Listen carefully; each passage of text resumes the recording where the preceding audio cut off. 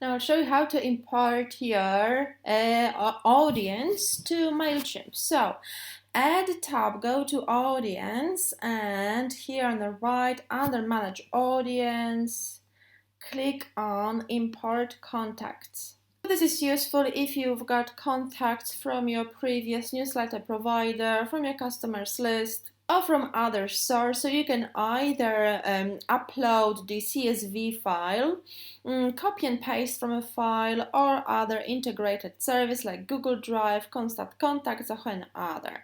However, the easiest one is, in my opinion, CSV file. So I will show you an example how to do it. Simply select it, click Continue.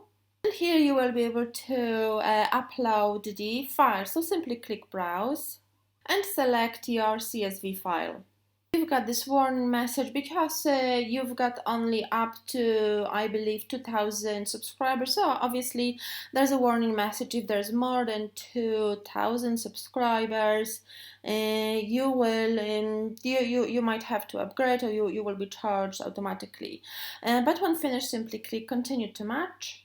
And this is not exactly email list, but you will be able to, when you've got CSV file, the first one, you will be able to match, for example, to email address.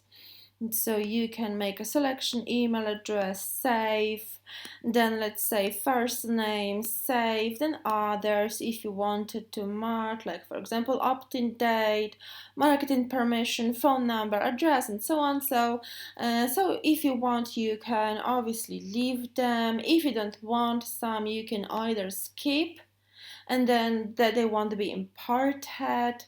When finished, simply click Continue to Organize. And here you can choose to add tags if you'd like. You can update existing contacts if you had contacts previously, but if not, simply click Continue to Review. Next step, click Import.